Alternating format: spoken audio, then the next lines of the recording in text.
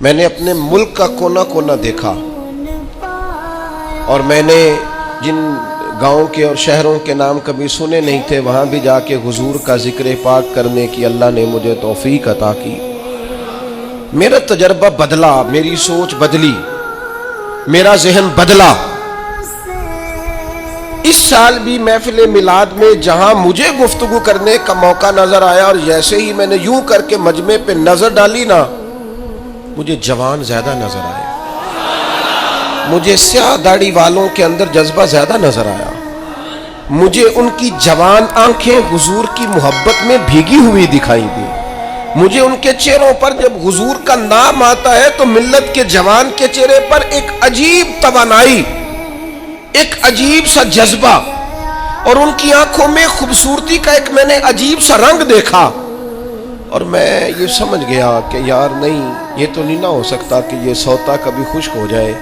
بہت پرانا میں نے کسی صوفی کا شعر پڑھا تھا، مجھے پسند بھی بڑا تھا، اور وہ میں نے اپنی زندگی میں جب اس کو اپنی زبان سے ادا کیا وہ میرے دل میں گھر کرتا چلا گیا۔ لیکن اب میں صرف اپنے لیے نہیں کہہ رہا، اب میں ان سب جوانوں کے لیے کہہ رہا ہوں جو حضور کی محفل میلاد میں آتے ہیں اور حضور کے نام کا نعرہ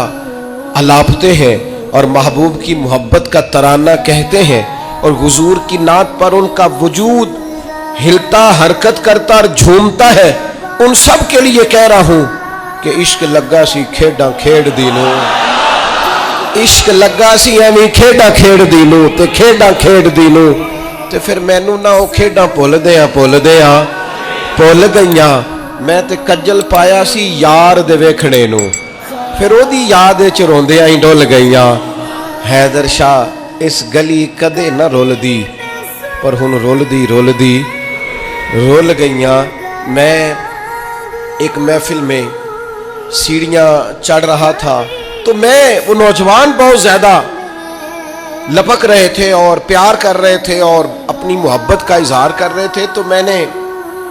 اپنے دوستوں کو دیکھا ان کو سنبھالتے ہوئے اور محفل کا نظم قائم کرتے ہوئے۔ تو ایک بزرگ عالم دین جیسے ہی میں اس اسٹیج کی سیڑھیاں چڑھ گیا تو انہوں نے مجھے سینے سے لگایا اور پھر وہ میرے کان میں کہنے لگے، یہ جو نوجوان نسل آتی ہے نا حضور کا ذکر سننے، یہ بے موسمہ پھل ہے، بے موسمہ،